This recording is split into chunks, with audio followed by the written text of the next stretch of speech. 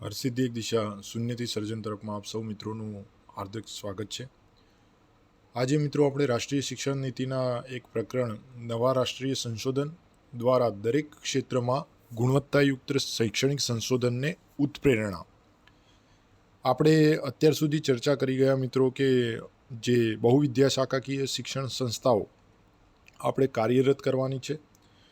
હવે એમાં જે સંશોધન છે, આ સંશોધન કાર્ય માટે ઘણી બધી જરૂરિયાતો રહે છે। આ સંશોધન કાર્યની કઈ કઈ જરૂરિયાતો છે તેના વિશે આજના વિડીયોમાં આપણે ચર્ચા કરવાના છીએ। મિત્રો આપણે જોઈએ તો જે આપણી અત્યારની અર્થવ્યવસ્થા છે, આ અર્થવ્યવસ્થાને વિકસિત કરવા તેમજ ટકાવી રાખવા માટે જ્ઞાન અને સંશોધન એક મહત્ત્વપૂર્ણ ભૂમિકા ભજવે છે।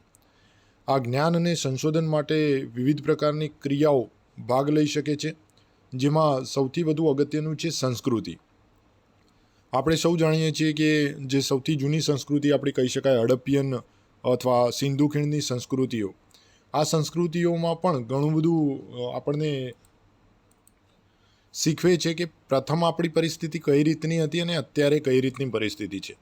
એ સિવાય જેમાં આપણે ભારતની આપણે સિંધુ ખીણની સભ્યતાની વાત કરીએ, યા પછી અન્ય દેશોની મેસોપોટેમિયા, ઇજિપ્ત, ગ્રીસની સંસ્કૃતિઓની વાત કરીએ, અથવા અત્યારની આધુનિક યુગની સભ્યતાઓ જેમાં આપણે સંયુક્ત રાષ્ટ્ર અમેરિકા, જર્મની, જાપાન, કોરિયા, આ લોકોની જો આપણે સરખામણી કરીએ તો એ લોકો પાસે જે જ્ઞાન છે તે જ્ઞાન આપણા કરતાં થોડું વધારે છે। આપણે કેમ પાછળ છીએ એના પણ ઘણા બધા કારણો છે। તો આ રીતે આપણે આપણી જે સંસ્કૃતિ, જૂની સંસ્કૃતિને ફરીથી જાગતી કરવાની છે અને હાલની જે પરિસ્થિતિ છે તેમાં સુધારો કરવાનો છે। એક બૃહદ અને જીવંત અર્થવ્યવસ્થાને વિકસિત કરવા અને ટકાવી રાખવા માટે જ્ઞાન સર્જન અને સંશોધન મહત્ત્વપૂર્ણ ભૂમિકા ભજવે છે, જેનાથી સામાજિક ઉત્થાન, ત્યારબાદ રાષ્ટ્રને સતત ઉચ્ચ સિદ્ધિઓ પ્રાપ્ત કરવા માટે વધુ પ્રેરણા મળતી રહે। ખરેખર સંસ્કૃતિ વધુ સમૃદ્ધ બનાવે છે, જેમ કે ભારત મેસોપોટેમિયા, ઇજિપ્ત અને ગ્રીસથી લઈને આધુનિક યુગની સભ્યતાઓ જેમાં સંયુક્ત રાષ્ટ્ર અમેરિકા હોય, જર્મની, ઇઝરાયલ, દક્ષિણ કોરિયા અથવા જાપાન હોય, એ જ્ઞાનથી સક્ષમ, સમૃદ્ધ બૌદ્ધિકતા અને ભૌતિક સંપદાને મુખ્યત્વે નવા જ્ઞાન માટે પ્રચલિત અને આધારભૂત યોગદાન દ્વારા પ્રાપ્ત કર્યું છે। એટલે કે જે સંસ્કૃતિઓ છે એ સંસ્કૃતિઓ પોતાને આગળ વધારી રહી છે। જેમ કે આપણે વાત કરીએ તો વિજ્ઞાનની સાથે સાથે કલા હોય, ભાષા હોય અથવા સંસ્કૃતિનું કોઈ ક્ષેત્ર હોય, એમાં આપણે પોતાની સંસ્કૃતિ નહીં પરંતુ આપણે એ રીતનું કાર્ય કરીએ છીએ જેથી વૈશ્વિક જે સંસ્કૃતિઓ જે છે, જે સભ્યતાઓ છે, એ સભ્યતાઓમાં પણ આપણે તેમને ઉન્નત કરી શકીએ, તેમાં ઉન્નતિ લાવી શકીએ। આ બધું કરવા માટે, આ સંશોધનો કરવા માટે નાણાકીય જોગવાઈ ખૂબ જ જરૂરી છે। જો આપણે નાણાકીય જોગવાઈમાં જીડીપીની ચર્ચા કરીએ કે કેટલા ટકા જીડીપી આમાં રોકાયેલ છે, તો પ્રથમ આપણે આપણા દેશની વાત કરીશું।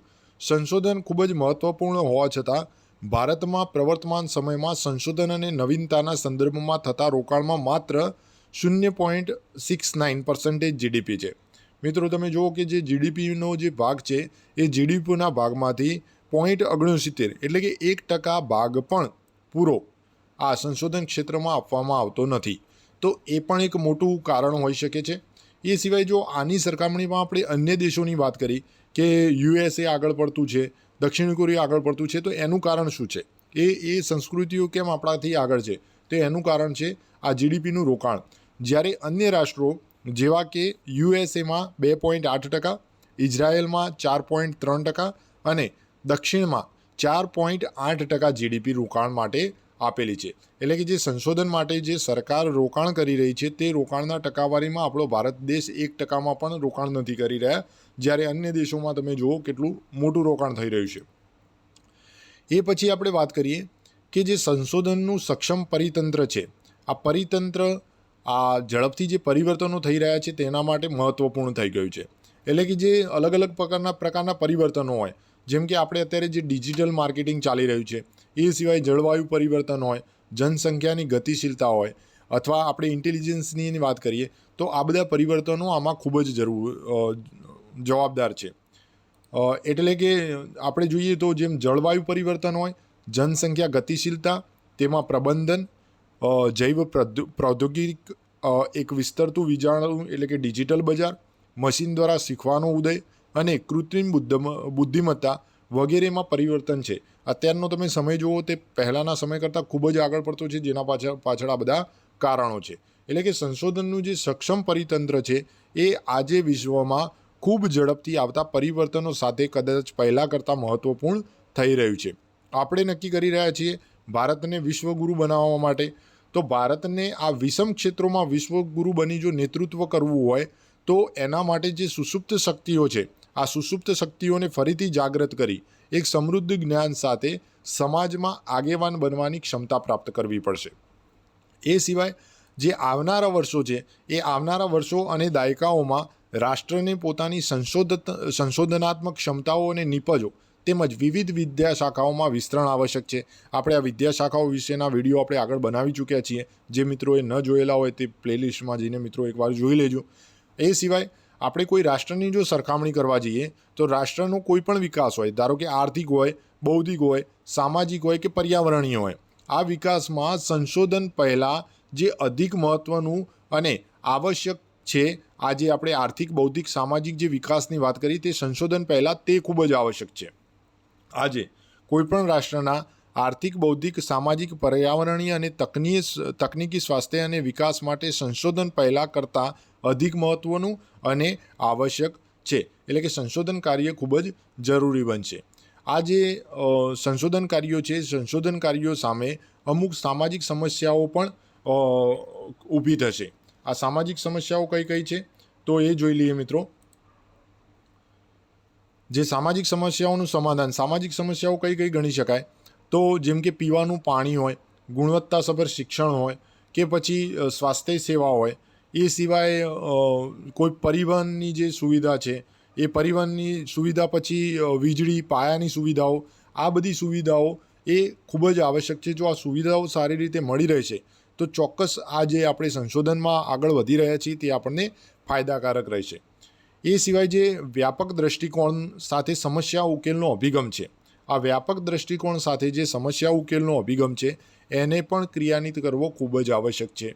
જે કઈ રીતે થશે તો આ જે વ્યાપક ઉકેલનો દૃષ્ટિકોણ છે એ વિજ્ઞાન અને ટેકનોલોજી વિષય ઉપર જ આધારિત ન રાખીને જે માનવીય અને રાષ્ટ્રના વિભિન્ન વિષયો છે, જેમ કે સામાજિક વિજ્ઞાન હોય, સામાજિક, સાંસ્કૃતિક અને પર્યાવરણીય પરિમાણોના મૂળ હોય, મૂળ તત્વની અને ઊંડાણપૂર્વકની સમજ ઉપર આધારિત રાખવા પડશે. એ સિવાય જે સમસ્યાઓ છે એ સમસ્યાઓનો સામનો કરવા તથા સમસ્યાઓના ઉકેલ મેળવવા માટે વિવિધ ક્ષેત્રોમાં ઉચ્ચ ગુણવત્તાયુક્ત આંતરિક વિદ્યાશાખાકીય સંશોધન ભારતમાં થવા જોઈએ. આપણે આના વિશે પણ વિડીયો બનાવી ચૂક્યા છીએ. એનાથી ફાયદો શું થશે તો જે બહારના દેશોમાંથી આપણે આયાત કરવી પડી રહી છે તે આયાત ન કરવાની જગ્યાએ પોતાના સંશોધનો દ્વારા ક્ષમતાથી આપણે કોઈપણ દેશને અત્યંત સરળતાથી અન્ય દેશો સાથે આયાત કરવા, તેમાં અનુકૂળ શોધને અપનાવવા યોગ્ય બનશે. એટલે કે આપણે જે બહારના દેશોમાંથી આયાત કરી રહ્યા છીએ તે આયાત ન કરવું પડે તે માટે આપણે જ આપણા દેશમાં એવું સંશોધન કાર્ય કરીએ જેથી કરીને ભવિષ્યમાં આપણે નિકાસ કરીએ તેવી પરિસ્થિતિનું સર્જન થાય. આ સિવાય જે સામાજિક સમસ્યાઓ છે એ સામાજિક સમસ્યાઓના સમાધાનની જે દ્રષ્ટિ છે એ મૂલ્યવાન હોવાની સાથે સાથે દેશની આગવી ઓળખ, ઉત્થાન, આધ્યાત્મિક, બૌદ્ધિક સંતુષ્ટિ અને સર્જનાત્મકતા સાથે તેના ઇતિહાસ, ભાષા, કલા અને સંસ્કૃતિના માધ્યમથી પ્રાપ્ત કરી શકાય. જે સામાજિક સમસ્યાઓનું સમાધાન છે એ સમાધાનની દ્રષ્ટિએ મૂલ્યવાન હોવાની સાથે સાથે આપણે દેશની આગવી ઓળખ પણ બહાર રાખવાની છે. આપણા આધ્યાત્મિક, જે બૌદ્ધિક સંતુષ્ટિ, સર્જનાત્મકતા સાથે જે ઇતિહાસ હોય, કલા હોય, એની સાથે સાથે આપણે સંસ્કૃતિના માધ્યમથી પણ પ્રાપ્ત કરી શકીએ છીએ. એટલે કે વિજ્ઞાન અને સામાજિક વિજ્ઞાનમાં નવીનતાની સાથે સાથે કલા અને માનવ વિદ્યાશાખાના ક્ષેત્રમાં સંશોધન દેશની પ્રગતિ અને પ્રબુદ્ધતાનો હેતુ ખૂબ જ મહત્ત્વપૂર્ણ બની રહેશે. આપણે જે આ સંશોધન કાર્ય કરવા જઈ રહ્યા છીએ એ સંશોધન કાર્યમાં જે શિક્ષણ સંસ્થાઓ છે એ શિક્ષણ સંસ્થાઓ ખૂબ જ અગત્યનો ભાગ ભજવશે. એટલે કે શિક્ષણ સંસ્થાઓને આપણે જે આ કાર્ય કરવા જઈ રહ્યા છીએ સંશોધનનું, તેને આપણે ઉચ્ચ શિક્ષણ સાથે જોડીશું. એટલે કે ભારતમાં શિક્ષણ સંસ્થાઓમાં સંશોધન અને નવીનતા ખૂબ જ મહત્ત્વપૂર્ણ છે, ખાસ કરીને જે ઉચ્ચ શિક્ષણ સાથે જોડાયેલા છે તે. અહીં આપણે વાત કરીએ તો જે વિશ્વવિદ્યાલયો છે એ વિશ્વવિદ્યાલયો અધ્યયન અને અધ્યાપન પ્રક્રિયાથી જે પુરાવાઓ પ્રાપ્ત થાય છે એના થકી એ જાણવા મળ્યું છે કે જે ઉચ્ચ શિક્ષણના સ્તર છે તે સર્વોત્તમ બાબત શીખવા અને શીખવવાની જે પ્રક્રિયા છે એ આ ઉચ્ચ શિક્ષણમાં ખૂબ જ સારી રીતે થાય છે. તો આપણે એના ઉપર વધારે ફોકસ કરવું પડશે. ઐતિહાસિક દ્રષ્ટિએ સર્વશ્રેષ્ઠ વિશ્વવિદ્યાલયોમાં અધ્યયન અને અધ્યાપન પ્રક્રિયાથી પ્રાપ્ત થતા પુરાવા થકી જાણવામાં આવ્યું છે કે ઉચ્ચ શિક્ષણના સ્તરે સર્વોત્તમ બાબત શીખવા અને શીખવવાની પ્રક્રિયા એ વાતાવરણમાં હોય છે જ્યાં સંશોધન અને જ્ઞાન સર્જનની એક સક્ષમ સંસ્કૃતિના મૂળમાં હોય છે. એટલે કે જે ઉચ્ચ શિક્ષણ સંસ્થાઓ છે ત્યાં આગળ આ સંશોધન અને જ્ઞાન જે છે એ સર્જનના તબક્કામાં હોય છે અને ત્યાં આગળ આપણને આ શીખવા અને શીખવવાની પ્રક્રિયા માટે સારું એવું વાતાવરણ મળી રહે છે. તેથી જ જે વિશ્વના શ્રેષ્ઠ સંશોધનો છે તે બહુવિદ્યાશાખાકીય વિશ્વવિદ્યાલયની પરિસ્થિતિઓમાં જ થયા છે. તમે નાલંદા વિશ્વવિદ્યાપીઠની વાત કરો, તક્ષશિલા વિદ્યાપીઠની વાત કરો, એટલે કે આ જે ઉચ્ચ શિક્ષણ સંસ્થાઓ છે ત્યાં આગળ સંશોધન કાર્યો સૌથી વધારે થયા છે. હવે આપણે જે વાત કરી રહ્યા છીએ તે માત્ર વિજ્ઞાન અને ગણિતથી લઈને જે તમામ વિષયો છે એ તમામ વિષયો સાથે સાથે આપણે સંશોધન અને જ્ઞાનનું જે સર્જન છે એ જ્ઞાનનું સર્જન કરવાનું છે. અને હાલના સમયની આ ખાસ જરૂરિયાત છે કે ભારતમાં જે જ્ઞાન પેદા થઈ રહ્યું છે તે સક્ષમ હોય, એ સિવાય પ્રબુદ્ધ હોય અને જે સમાજ તથા વિશ્વની 3 મોટી અર્થવ્યવસ્થાઓમાં ભારત એક અલગ અર્થવ્યવસ્થા હોવાની સાથે ભારતમાં આજે સંશોધનો અને નવીનીકરણો થઈ રહ્યા છે તે અગ્રેસર હોય તે ખાસ જરૂરી છે. ભારતમાં વિજ્ઞાન અને ગણિતથી લઈને સાહિત્ય, કલા, ધ્વનિશાસ્ત્ર અને ભાષાથી લઈને ઔષધ અને કૃષિ ક્ષેત્રમાં સંશોધન અને જ્ઞાન સર્જનની દીર્ઘ ઐતિહાસિક પરંપરા રહી છે.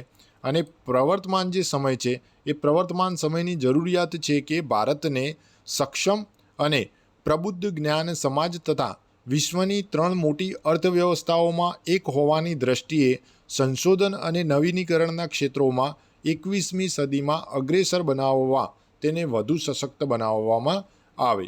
એટલે કે આપણે જે અત્યારે શૈક્ષણિક સંશોધનોની વાત કરી રહ્યા છીએ તેના કારણે આપણો દેશ આગળ વધશે. આમ જે આ નવી પદ્ધતિ છે, નવી નીતિ છે, આ નવી નીતિમાં ભારતમાં સંશોધનની ગુણવત્તા અને સંખ્યામાં બદલાવ લાવવા સમગ્રતાલક્ષી વ્યાપક અભિગમ તરફ દ્રષ્ટિપાત કરે છે.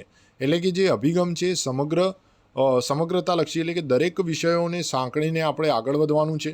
શિક્ષણ નીતિમાં શાળાકીય શિક્ષણમાં નિશ્ચિત પરિવર્તન સમાવિષ્ટ છે. જે શાળાકીય પરિવર્તનો આપણે આગળના વિડીયોમાં ચર્ચા કરી ગયા છીએ કે શાળાના જે વર્ગ વ્યવહારો છે, જે અભ્યાસક્રમ છે, અધ્યાપન ક્ષેત્ર છે, આ દરેકમાં સુધારા કરવામાં આવશે.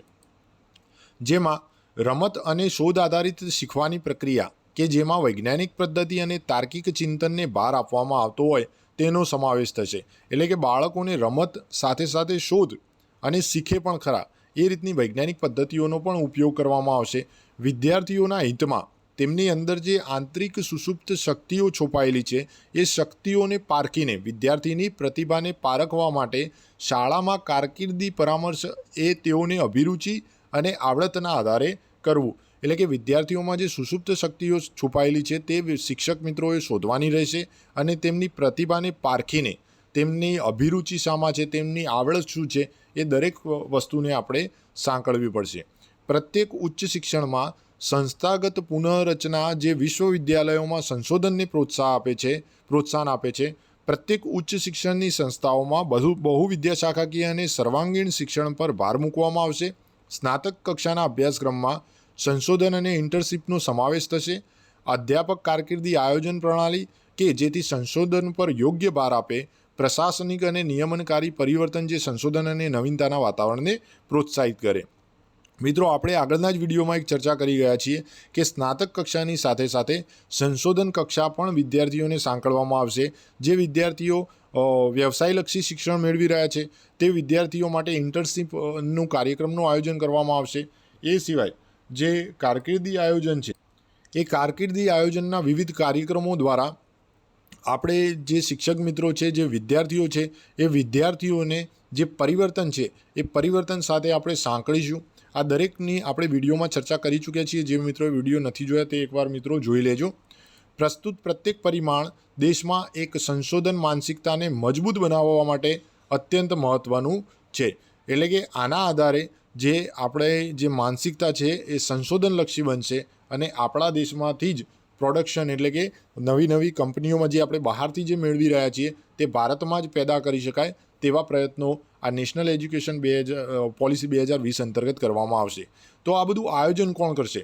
તો મિત્રો જે આ રિસર્ચનું આયોજન છે તે કરશે નેશનલ રિસર્ચ ફાઉન્ડેશન એટલે કે રાષ્ટ્રીય સંશોધન પ્રતિષ્ઠાન. આ રાષ્ટ્રીય સંશોધન પ્રતિષ્ઠાન વિશે પણ આપણે આગળના વિડીયોમાં ચર્ચા કરી ચૂક્યા છીએ. મિત્રો જે આ સંશોધન કાર્યો છે આ સંશોધન કાર્યો માટે કાર્યરત રહેશે રાષ્ટ્રીય સંશોધન પ્રતિષ્ઠાન એટલે કે નેશનલ રિસર્ચ ફાઉન્ડેશન NRF. આ NRFની જે સ્થાપના કરવામાં આવશે એ NRF દ્વારા જ જે ગુણવત્તાયુક્ત સંશોધન છે તેને વિકસિત કરવામાં આવશે અને વેગ આપવામાં આવશે. આ સાથે સાથે જે NRF છે એ NRF સંશોધન સાથે સાથે બહુ વિદ્યાશાખાકીય જે વિશ્વવિદ્યાલયો હોય અથવા ઉચ્ચ શિક્ષણ સંસ્થાઓ છે આના સાથે સંકળાશે. એ સિવાય જે NRF છે એ NRFનું વિશિષ્ટ કાર્ય શું રહેશે? તો જે સંશોધન કરશે, હવે સંશોધન કરવું છે તો તેના માટે પૈસાની જરૂર પડશે, નાણાકીય જોગવાઈઓની જરૂર પડશે. તો આ નાણાકીય જોગવાઈઓની જે જરૂરિયાતો છે એ જરૂરિયાતો આ NRF એટલે કે નેશનલ રિસર્ચ ફાઉન્ડેશન દ્વારા કરવામાં આવશે. NRFનો વ્યાપક હેતુ આપણા વિશ્વવિદ્યાલયના માધ્યમ થકી સંશોધનની સંસ્કૃતિને દ્રઢ બનાવી શકાશે NRFના અંતર્ગત. એ સિવાય વિશેષ રૂપે NRF યોગ્યતા આધારિત તેમજ ન્યાયી સહભાગી સમીક્ષા પામેલ સંશોધનના અનુદાન માટે એક વિશ્વસનીય આધાર પ્રદાન કરશે. એટલે કે જે સંસ્થાઓ સંશોધન કાર્ય કરી રહી છે એ સંશોધન કરતી સંસ્થાઓ માટે અનુદાનની જે વ્યવસ્થા છે તે પણ NRF દ્વારા કરવામાં આવશે. જે ઉત્કૃષ્ટ સંશોધન માટે યોગ્ય પ્રોત્સાહનના માધ્યમથી દેશમાં સંશોધન સંસ્કૃતિ વિકસિત કરવામાં સહાયરૂપ બનશે અને રાજ્યના વિશ્વવિદ્યાલયો અને ખાનગી સંસ્થાઓમાં સંશોધનના બીજને સ્થાપિત કરવાની પહેલથી તેને વિકસિત કરવાનું ઉમદા કાર્ય કરવામાં આવશે. એટલે કે જે સંશોધન કાર્ય છે એ સંશોધન કાર્યમાં ઉત્કૃષ્ટ સંશોધનને પ્રોત્સાહન આપવાનું કાર્ય પણ NRF દ્વારા કરવામાં આવશે, જેથી કરીને દેશમાં સંશોધન સંસ્કૃતિનો સારો એવો વિકાસ થાય. જ્યાં સંશોધનની શક્યતાઓ હાલ મર્યાદિત છે ત્યાં આગળ NRF જે છે એ NRF પ્રતિસ્પર્ધાત્મક રૂપે સંશોધન માટે અનુદાન આપશે. NRF પ્રતિસ્પર્ધાત્મક રૂપે એક વિદ્યાશાખામાં સંશોધન માટે અનુદાન આપશે. સફળ સંશોધનોને માન્યતા આપવામાં આવશે અને પ્રોત્સાહન આપી સરકારી એજન્સીઓને સાથે સાથે ઉદ્યોગ તેમજ વ્યક્તિગત અને લોકકલ્યાણ માટે કાર્ય કરતા સંગઠનો સાથે ઘનિષ્ઠ સંબંધોના માધ્યમથી કાર્યાન્વિત કરવામાં આવશે. સંશોધન થયા પછી એ સંશોધનો સફળ થયા બાદ તેમને માન્યતા આપવાનું કાર્ય પણ આ NRF દ્વારા કરવામાં આવશે. તો જે આ NRF છે એની પ્રાથમિક પ્રવૃત્તિઓ કયા પ્રકારની હશે? રાષ્ટ્રીય સંશોધન પ્રતિષ્ઠાન એટલે કે નેશનલ રિસર્ચ ફાઉન્ડેશનની પ્રાથમિક પ્રવૃત્તિઓ કયા કયા પ્રકારની હશે? તો મિત્રો પ્રાથમિક પ્રવૃત્તિઓ જોઈએ તો પ્રથમ, દરેક પ્રકારના તેમજ વિવિધ વિદ્યાશાખાઓમાં પ્રતિસ્પર્ધાત્મક અને સહભાગીય સમીક્ષા પામેલ પ્રસ્તાવ માટે અનુદાન પૂરું પાડવું. જે વિદ્યાશાખાઓ છે એ વિદ્યાશાખાઓને સંશોધન માટે અનુદાન પૂરું પાડવું.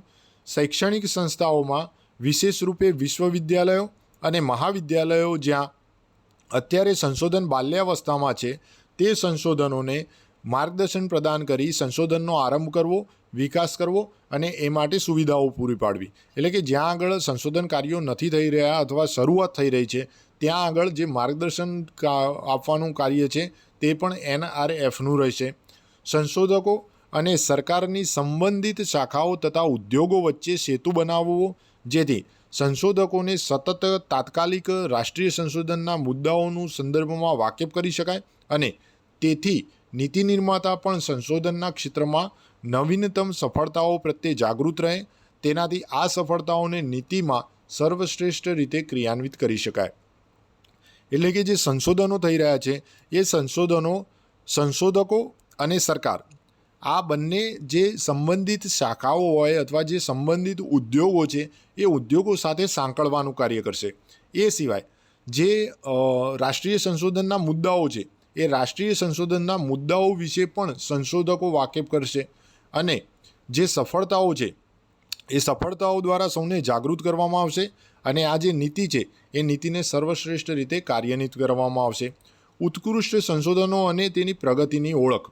જે સંશોધનો કરવામાં આવી રહ્યા છે એ સંશોધનોમાં ઉત્કૃષ્ટ સંશોધનો કયા છે તેની ઓળખ કરવાનું કાર્ય પણ NRFનું રહેશે. તો મિત્રો આ જે પ્રવૃત્તિઓ હતી તે પ્રવૃત્તિઓ આપણી NRFની હતી. હવે મિત્રો એક મુદ્દો આપણો આગળ બાકી રહી ગયો તે ફરીથી જોઈ લઈએ, જે છે 17.10 સંસ્થાઓ કે જ્યાં વર્તમાન કોઈપણ સ્તર પર સંશોધન માટે અનુદાન પ્રાપ્ત કરવામાં આવે છે તેના વિશે. હવે આમાં અલગ અલગ પ્રકારના આપણે વાત કરી કે ઉદ્યોગો અથવા વિભાગો સાથે જોડવામાં આવશે. તો કયા કયા વિભાગો સાથે જોડવામાં આવશે મિત્રો ખાસ યાદ રાખજો. પ્રથમ આવશે વિજ્ઞાન અને તકનીકી વિભાગ, DST, પરમાણુ ઉર્જા વિભાગ DAE, જૈવ પ્રૌદ્યોગિક વિભાગ DBT, ભારતીય કૃષિ સંશોધન પરિસર ICAR, ભારતીય તબીબી સંશોધન પરિસર ICMR, ભારતીય ઇતિહાસ સંશોધન પરિષદ ICHR અને વિશ્વવિદ્યાલય અનુદાન આયોગ એટલે કે UGC ની સાથે સાથે વિભિન્ન વ્યક્તિગત અને ઉમદા ખાનગી સંગઠનો થકી પોતાની પ્રાથમિક જરૂરિયાત અને આવશ્યકતા અનુસાર સ્વતંત્ર રૂપે સંશોધનને અનુદાન આપશે. મિત્રો અહીં થોડા આપણે એબ્રિવિએશન ફોર્મ જોઈ લઈએ. તો પ્રથમ આપણે ચર્ચા કરી કે વિજ્ઞાન અને તકનીકી વિભાગ એટલે કે DST, department of science and technology, આનું અન્ય નામ પણ મિત્રો થશે વિજ્ઞાન અને તકનીકી વિભાગ જે છે એ થશે department of science and technology. ત્યારબાદ મિત્રો છે DAEમાં યાદ રાખજો ડિપાર્ટમેન્ટ ઓફ પરમાણુ ઉર્જા, department of atomic energy, atomic એટલે પરમાણુ એનર્જી ઉર્જા. ત્યારબાદ DBT જૈવ પ્રૌદ્યોગિક વિભાગ એટલે કે DBTમાં મિત્રો યાદ રાખજો ડિપાર્ટમેન્ટ ઓફ બાયોટેકનોલોજી. ત્યારબાદ Indian council of agriculture research, અહીં ઇન્ડિયન કાઉન્સિલ ઓફ તબીબી મેડિકલ રિસર્ચ અને Indian council of historical research. તો મિત્રો આ જે યુનિવર્સિટી ઓફ ગ્રાન્ટ કમિશન, તો આ જે સંશોધનો છે એ સંશોધનોમાં જે વિભાગો આપણે કાર્યરત રહેશે તે મિત્રો આપણે અત્યારે જોઈ લીધા. હવે મિત્રો આગળ જોઈએ. આ સિવાય NRF સઘન રૂપે અન્ય યોગદાન આપતી એજન્સીઓ સાથે સમન્વય સ્થાપિત કરશે અને વિજ્ઞાન, ઇજનેરી અને અન્ય સક્ષમ અકાદમીઓની સાથે કામ કરશે, જેની સાથે સાથે જોડાયેલ અપેક્ષિત ઉદ્દેશ અને પ્રયાસોમાં સમન્વય લાવી પુનરાવર્તનને અટકાવાશે. એટલે કે આ વિભાગો સિવાય પણ અન્ય કંપનીઓ સાથે NRF સઘન રૂપે જોડાશે અને જેથી કરીને સારા એવા યોગદાન આપણને મળી રહે, કેમ કે યોગદાન વગર આ કાર્ય શક્ય બનશે નહીં. સરકારથી સ્વતંત્ર રીતે એક ફરતા બોર્ડ ઓફ ગવર્નન્સ દ્વારા NRFનું પ્રશાસન થશે, જેમાં વિભિન્ન ક્ષેત્રોના ખૂબ ઉત્કૃષ્ટ સંશોધકો અને નવસર્જકો સામેલ થશે. એટલે કે સરકાર દ્વારા પણ એક સ્વતંત્ર બોર્ડ ઓફ ગવર્નન્સ નું આયોજન કરવામાં આવશે જે NRFનું પ્રશાસન કરશે.